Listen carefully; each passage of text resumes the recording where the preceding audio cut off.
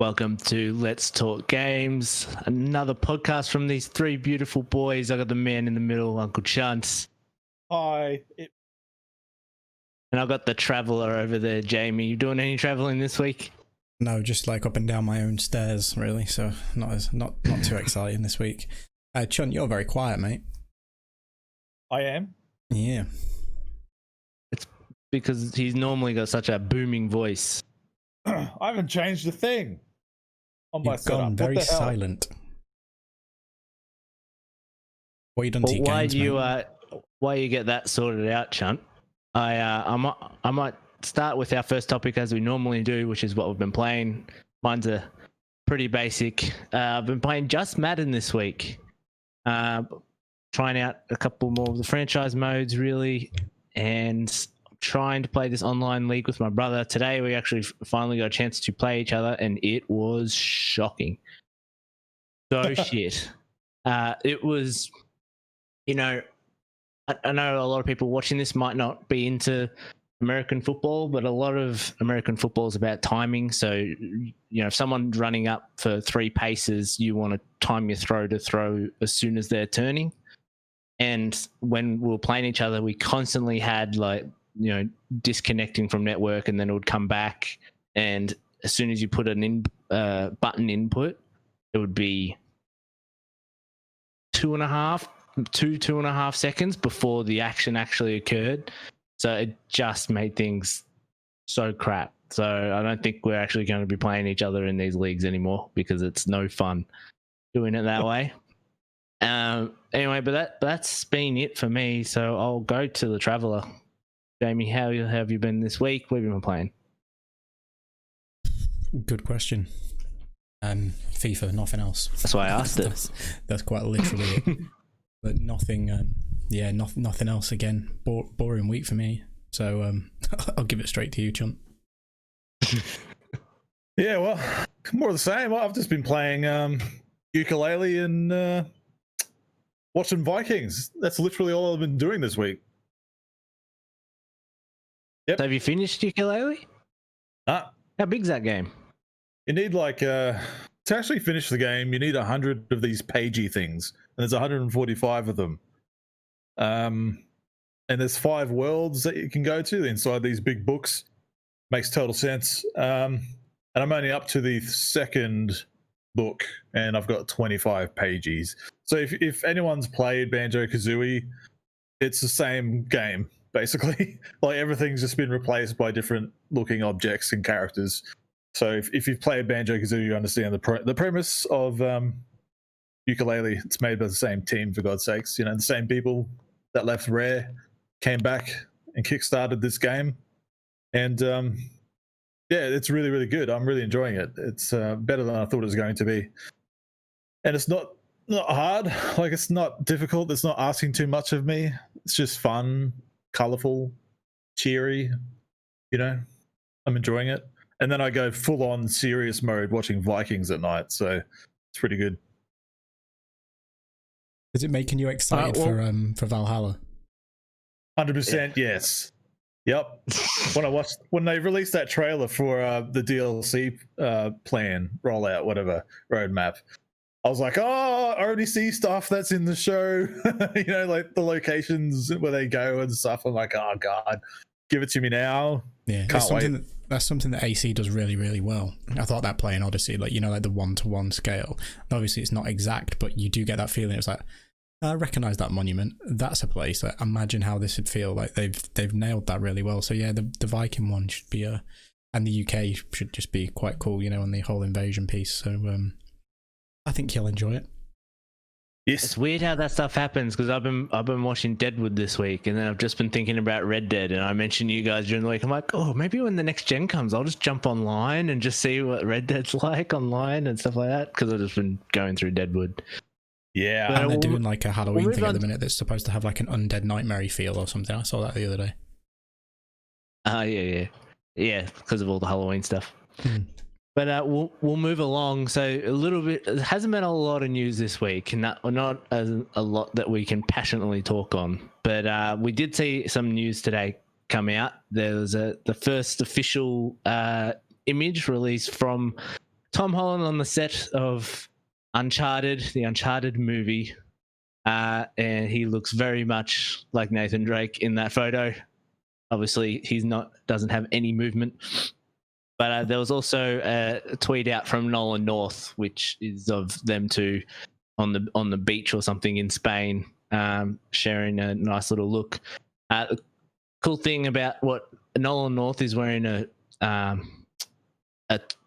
shirt in that, which apparently is the shirt which was the initial concept art for what Nathan Drake was meant to look like from the very first game. So right. I totally believe that he is there not just to say hello, but also he's got to be in a cameo, I reckon, in the movie in a scene or something, which I think is cool. But I do want to toss it to you boys first, because I can have my spiel on it later, obviously, Uncharted being my favorite franchise.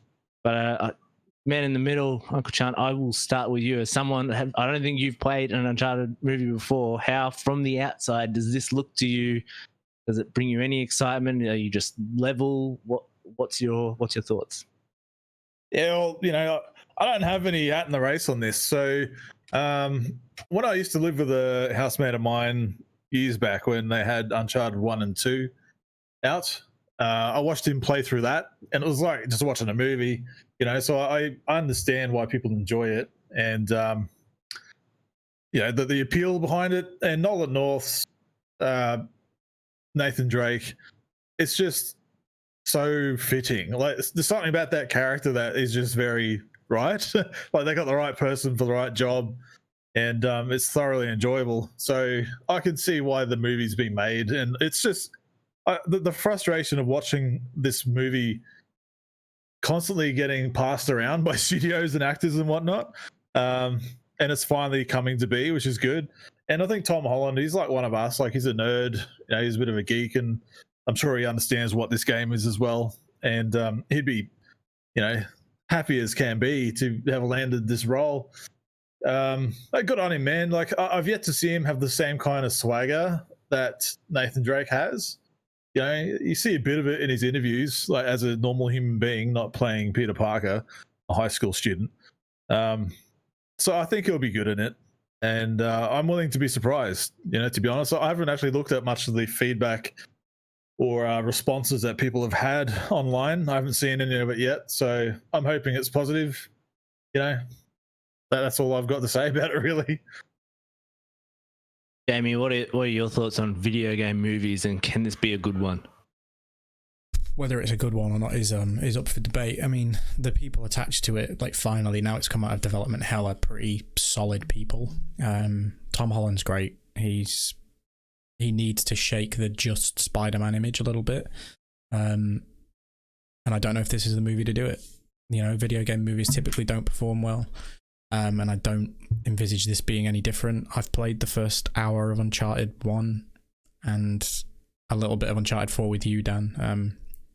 Probably the last time we actually physically saw one another. Or was it before that? There was some point when you brought Uncharted 4 and was like, you need to see this. So that was when we were all together, actually. I remember being very hungover and you playing us through it. But yeah, I mean, it's always had that cinematic feel as a game, so it should translate well. But the jury's out. It'll be shocking. It'll bomb. Or it will be the surprise video game movie that finally does it right. I'm not confident of that. I'm not confident that it's possible. You look at the ones that have tried, and there's not been a good one. I mean, even look at like Monster Hunter. Like that just looks ridiculous. Like, since when are there soldiers in Monster Hunter? Like, what? Like, it doesn't make any sense. We need to see more. It's just a picture. I mean, Tom Holland seems happy and excited to be in it. So I think it is good that they've got original Drake there on set doing something. I think that will help Tom Holland immensely. He's been that character for when was the first Uncharted? 2009, 2008. So 7. Yeah, he's been Drake for 12 years. So he should be able to land some credence and direct him in the right way. So yeah, we'll see. But not excited for it. It'll be something that I catch when it comes to Netflix, or inevitably some bargain bin near you. Yeah, see where it goes. Nice. So my thing is one, I don't get. A lot of people are complaining online where like he's too young to be Nathan Drake, and the whole point is like also they're making this movie as a young Nathan Drake, so that kind of is the point. This is meant to be, not that it's in the same universe, but it's meant to be set, say, before the first game. And in the first game, he's like 30 already. So by Uncharted 4, he's like in his 40s, and that's why he's trying to retire type thing. So I think he looks fine for that. It's funny to the point that back in the day, Mark Wahlberg was tapped to be a Nathan Drake, and now he's aged up enough to just be Sully, which is a weird choice. Is he? Yeah, he Oh is. my god! That shows you how long this film's been in development hell for. The fact that they've had to go a bit too old now, Mark. I think they've had 5 directors. They've landed with Ruben Fleischer, who is extremely hit and miss. He can do a movie like Zombieland, which is fun, and then a movie like Gangster Squad, which is shit, Not. and then Venom, which I did not enjoy. So hit and miss. Antonio Banderas is in there, assumingly as the bad guy, which I think suits an Uncharted story. Awesome. That's a really good get. The guys that are the biggest problem for me is the people behind the camera. I think the front facing people, like if you see Tom Holland, Mark Wahlberg, Antonio Banderas, there's also a actress named Tati Gabrielle, and the thing that she's most known for, which is not very popular, but you know that Netflix show, that Sabrina Netflix show, Yep. Yeah. that they made. She's one of the like popular girls in the Vampire Academy thing. She's got the real short hair, and she's actually really good. I watched like a season and a half of that show, and she's really good. So I'm actually happy with that. But it's more like the writers on this is, you know, they have Iron Man as one of their screenplays and Punisher Warzone, where you're like, oh, all right, that's not bad. And then you hit Transformers Last Night, Men in Black International, and then you've got Uncharted, Morbius, Masters of the Universe, and an untitled Transformers project in the works. So I'm like, that everything is hit and miss about this. Yeah. I actually liked the Tomb Raider, the Alicia Vikander Tomb Raider movie. I actually had quite a good time, and if I can really get enjoyed something, that film. It was way better than it had if any I can right get to be. something to that, if I can get something close to that, and hopefully a little bit more, I will be happy. A lot of people argue, why do we need these things? But I want people to experience Uncharted more, because it is my favorite franchise, and not everyone is going to go play the video game. So I'm like, if the movie is how you can get more people into this franchise, then I'm happy doing it that way. I think it needs to be. It's in danger of just trying to rip off Indiana Jones, which I know the whole franchise does. When we look at how the last Indiana Jones film was received, that's what I hope doesn't happen, because that Indiana Jones movie had a good cast, and completely just ballsed it up with the writing. And Harrison Ford did kind of phone it in, but as long as they don't do that, I think it's a bit safer. But I agree with you with like the comparisons with Venom. Like again, Tom Hardy was brilliant, but the story was shite. Do you know what I mean? So I just hope that they've got their shit together behind the scenes, and it should be okay. Wait, I'm confused. Is it Mark Wahlberg as Sully or Tom Hardy? Wahlberg. Mark Wahlberg as Sully. Right. Tom Hardy's only getting mentioned because of Venom. Ruben Fleischer, the director, directed Venom. Right. Okay. Well, I mean, Mortal Kombat is still the best video game movie ever made. I'm just saying that. That's without question. Wholeheartedly agree. Yeah. And you just said that they're making a Masters of the Universe movie. Holy shit. Like, I'm more hyped for that. That's been longer than Uncharted. That's how long that movie's been in development for. That could be so awesome. I can't wait for that. But yeah, Uncharted, yeah, go fans. No worries. That Masters of the Universe movie will be fucking terrible. That's okay. I'll take it. Speaking of adaptions, what I thought we would do here today is, you know, everything's about, can we make this into a movie? Can we make this into a movie? I wanted to do the reverse, and because this is a games podcast, and say, is there a movie or a TV show or a book or a comic book that we would actually want to see as a game where we think it might work better? And Chunt, do you have any on your list starting up? I have one that not many people would know too much about, but caveat that it had a game on PS1, but it wasn't good. So I want to redo. I want a mulligan. It's based off a show. It was the first CG animated show ever. Is 1991 called Reboot, and I lived that show throughout my youth, and I still love it very much. And Gavin Blair follows me. He's the co-creator of Reboot, and he'll reach out to me on Twitter every now and then. Every time there's like a Henry Cavill related thing or something to do with something that he knows I'm interested in, and that's just wild. That just in itself, like I was a fan of this guy's show, and I've grown up as a man now, and I'm talking to the guy who co-created the show. Go figure. But I'd love that show to be made into a new game. It lends very well to it because Reboot is set inside of a computer. Like the premise of the original show was you're watching the lives of these sprites, they call them, as like the people characters living amongst themselves in this computer, and the place that they're living in is called mainframe. It looks like a hard drive disk and it's broken up into like sections, like partitions would be on a hard drive disk. And it's all about these people living their lives as programs. But every now and then an actual like GameCube would like come down from the sky and land on one of their sectors, and those that are trapped underneath there have to fight their way out and beat the user, which is the person who dropped the game on them. Mm-hmm. Like in the real world, they call them the user, like this godlike figure kind of thing. It's even in the start of the start sequence of the show, the intro of like, we don't know for sure if the user's out there kind of thing, blah, blah, blah. And there's a guy called Guardian Bob is his name, and he comes to mainframe and he becomes the hero and helps them survive the games and the battles and stuff. Anyway, it had a 4-season run. Season 3 is some of the best television ever made. Like, as far as I'm concerned, I love it so much. And I fell in love with this character called Matrix, who just grew up in the games, like bouncing across the net.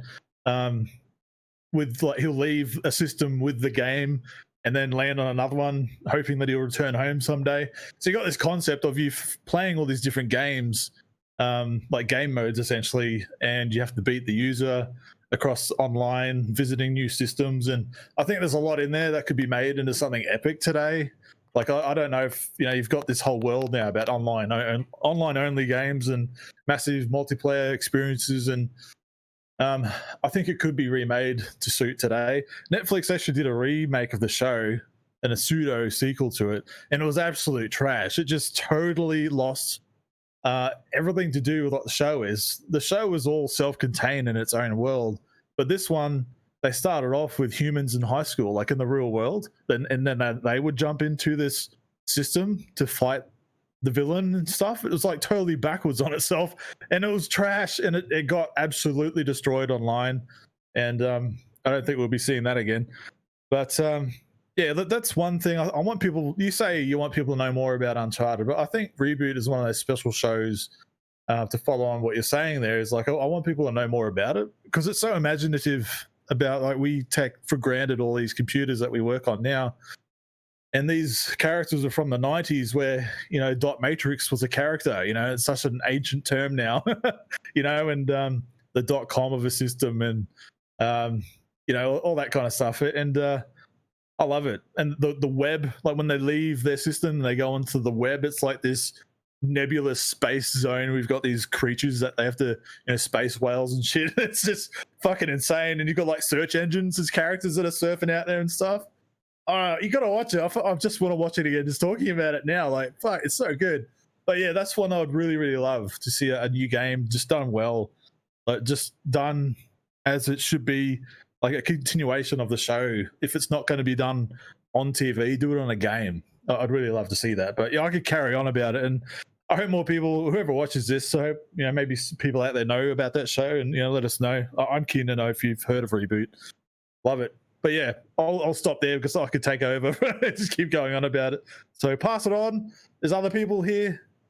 Well, do you have any developer on the top of your head that would make the game? On the top of my head. God, I mean, I would just immediately go to my favorites, but that would just be too easy. It would have to be someone that understands the source material and appreciates it when they're adapting something. So, I mean, that's Rocksteady, but that's too easy. Like, they love Batman, and there's so much love and care in those games where it's like, well, I want someone like that to do the game, you know, a studio like that.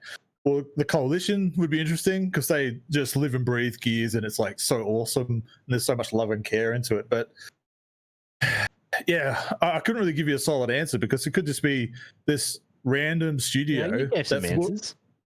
that's looking. Yeah, well, you know, like, you can go to the go-tos, but then you'd be like, well, what about a studio I've never heard of that are just waiting for their shot, you know, at something? And like Iron Galaxy did with Killer Instinct, when they had like a year to make that before the launch of Xbox One, and that they got all these people together that loved Killer Instinct and always wanted to make a Killer Instinct game, and they're like, shit, here's our shot, like, let's do it. You know, and they just absolutely nailed it. And I'd love to see a story like that. Maybe some underground or not lesser known studio that's just waiting for their shot. But their studios, I don't know who they are right now. Well, Jamie, you've had plenty of time to think of something now, so let me know. What's your pick?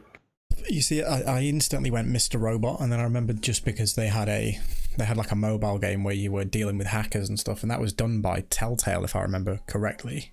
Like, it was like a Telltale mobile experience, which was good, but it showed the impetus to make that, and I thought that would be great.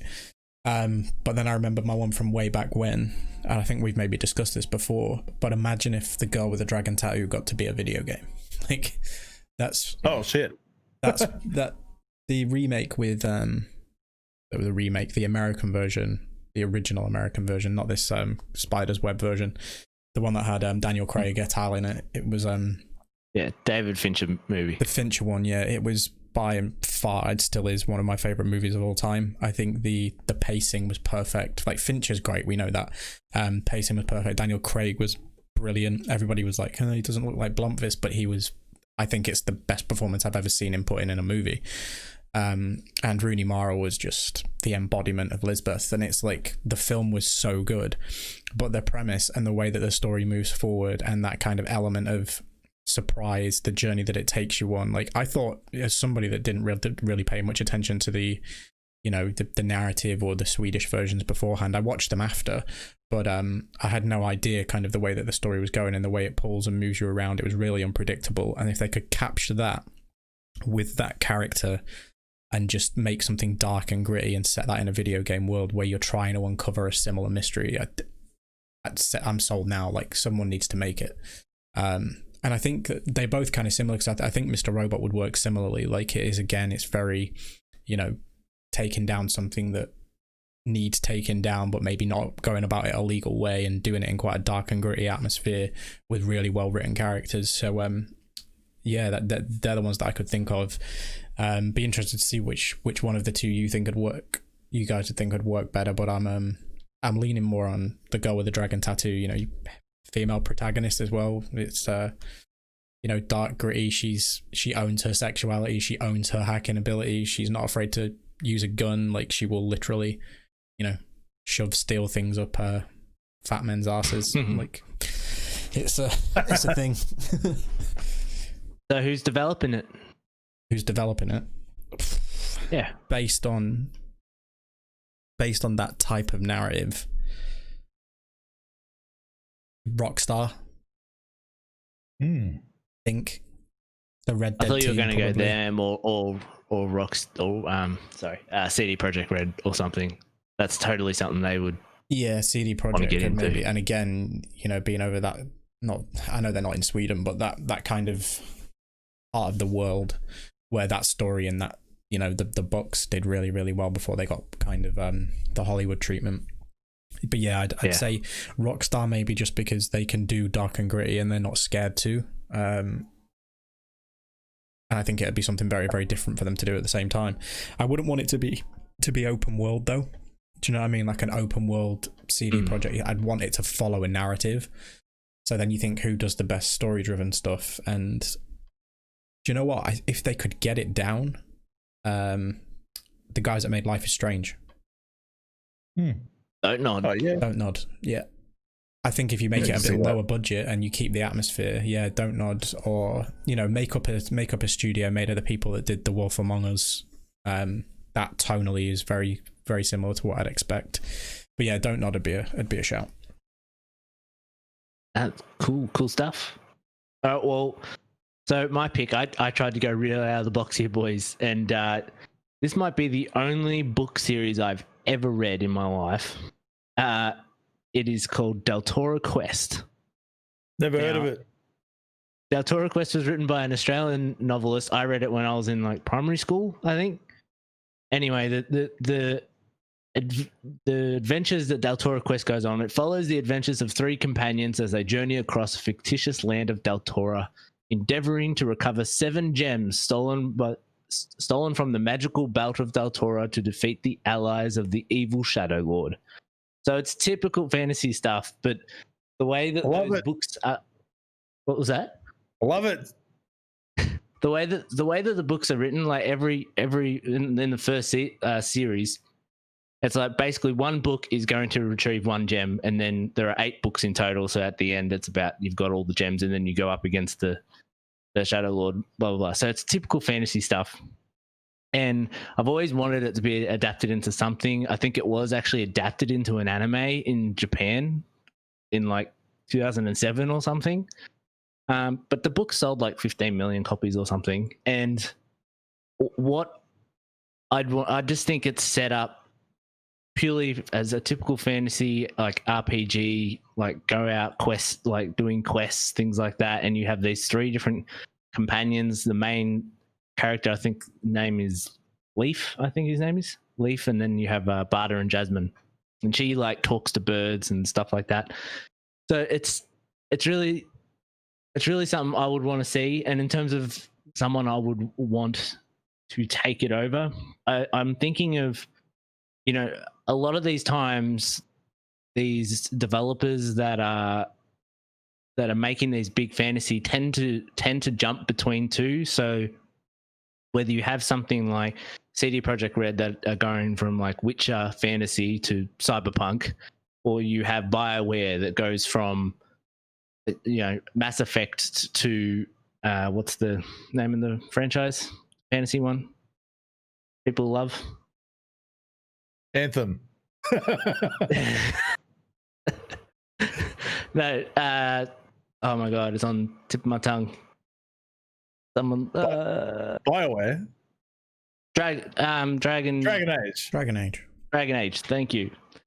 So they're always jumping between this. I was trying to think of someone that makes RPGs but maybe isn't dabbling yet into other things. So one, I thought of Rockstar as well. They've got Red Dead as a Western. They've got GTA as a modern day crime game, but doing a fantasy game would be awesome. Guerrilla is another one. They've always dealt with sci-fi. It'd be interesting for them to go into a fantasy realm. And the other one was Respawn after doing Jedi Fallen Order. Jedi Fallen Order. To then go do a fantasy game. So those were my picks. But yeah, that would be cool.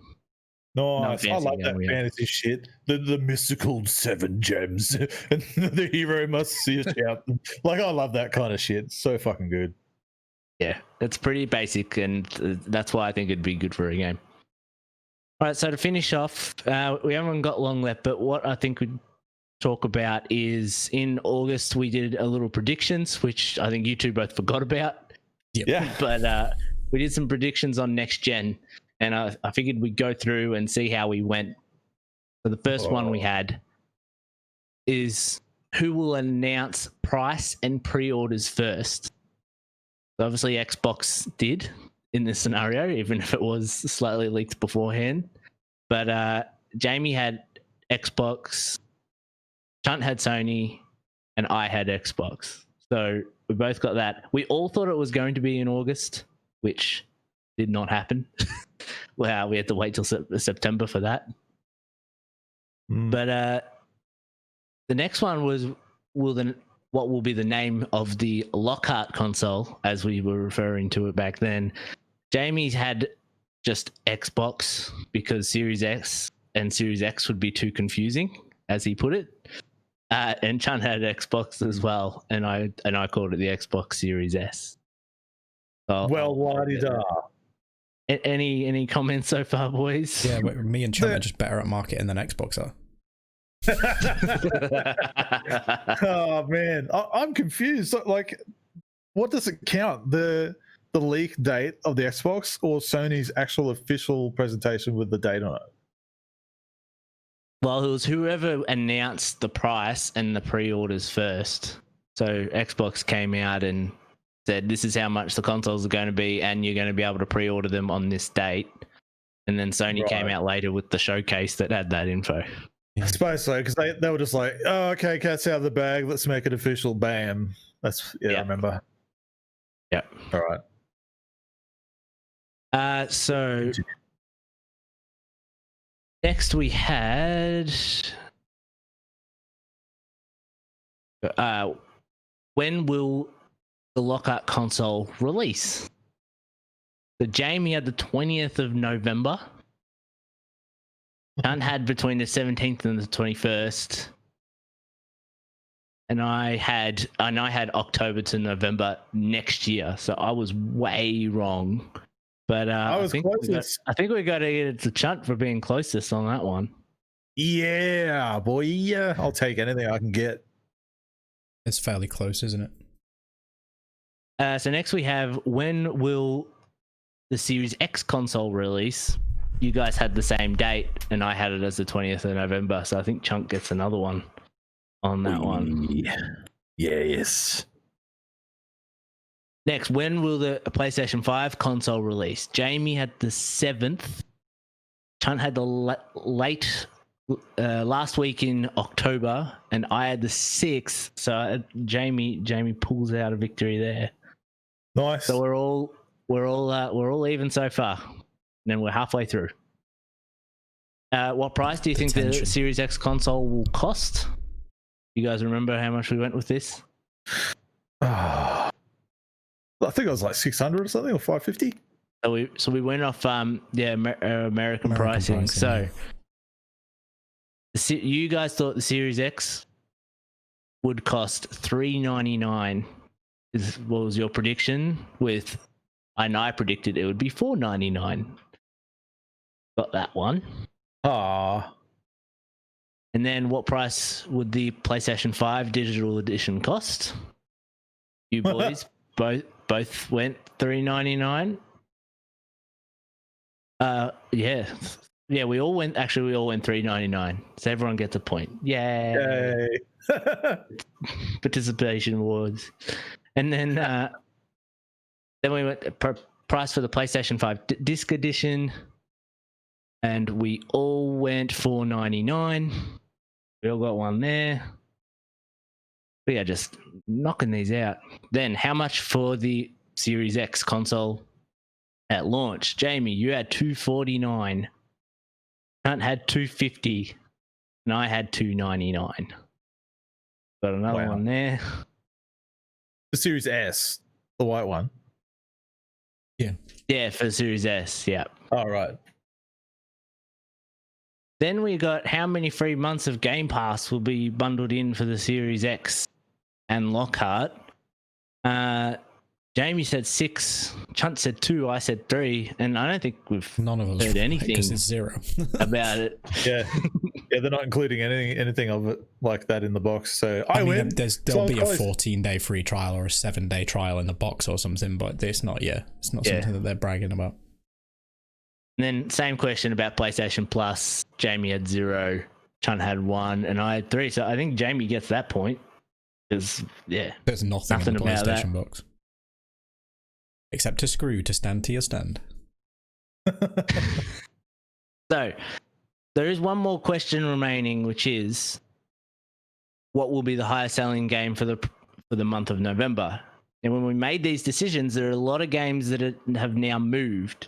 So I'm putting through the opportunity if any of you want to change your answers. Cyberpunk. But Jamie, Cyberpunk. You already had Cyberpunk. I'm not changing that. Cyberpunk was already your pick. Chunt, I mean, it'll be yours that with Call of Cyberpunk Duty as won't well. it? But I think it's going to be Cyberpunk. I had Call of Duty. Do you want to change yours? Or are you leaving it Cyberpunk? Oh, I don't think almost said something else. Cyberpunk. I don't think it's gonna do COD numbers, man. The Call That's of going to Duty be my is character's just gonna. name. Cyberpunk. Yeah, go for it. Yeah, like Cyberpunk, as popular as it is and the hype is real, it's not going to do COD numbers, man. You got those same people that buy that every year that are going to be there.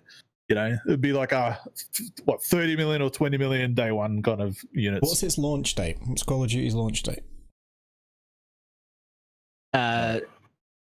It's the 10th, isn't it? Is it? If it's the 10th, yeah, Call of Duty is going to slay Cyberpunk because Cyberpunk's the 19th. And it's on both gen. So yeah, no way. I'm changing mine. Call of Duty. Yeah, COD.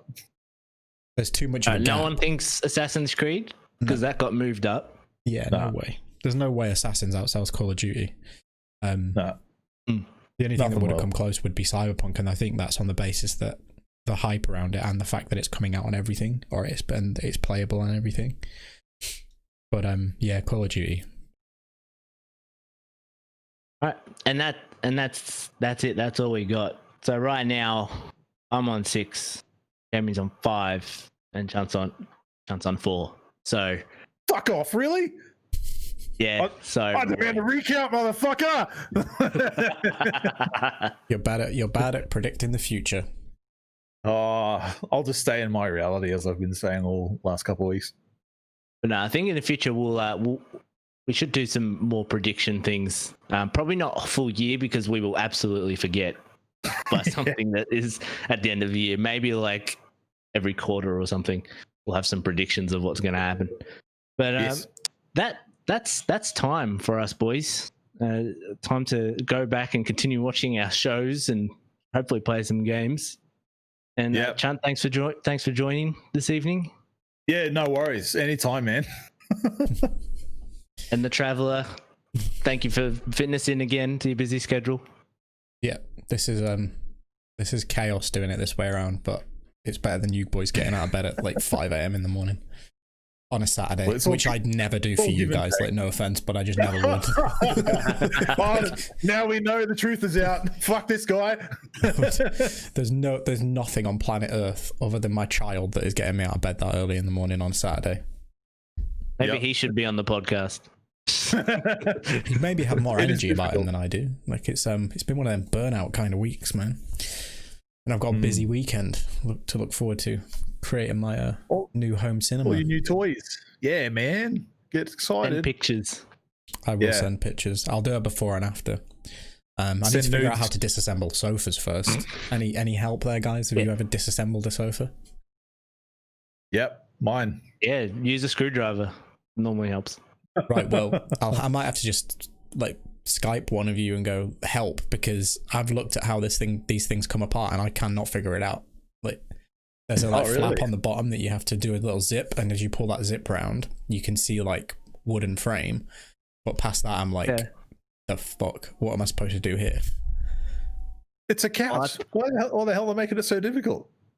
I don't know. They're very old couches. Like they're not ours. They were in the house when we moved in, and they said to us like, look, yeah, if you don't want to use them, just like disassemble them and put them in the garage. Yet disassembling them is not fucking simple. And I've just had a whole new like lounge arrive in boxes, and I can't get these ones out. So I'm a bit screwed. But yeah, that's what's happening this weekend. Going off on a tangent anyway. I was just trying to make the clock hit 40 minutes. Nice one. Yeah. Well, last week I put together four chairs, a table, and a bed, but I don't know how to take things apart. I don't know how to put them together. Yeah, Chunt, I might pick your brain with that because you've moved a lot. Yeah, I have. Yeah. I'm here whenever you need me. Good to know. Kaka. Right, we'll have a good weekend. Let's guys. wrap it up. Have a good weekend, boys, and join us again next week. Yeah, and keep washing your hands. These things.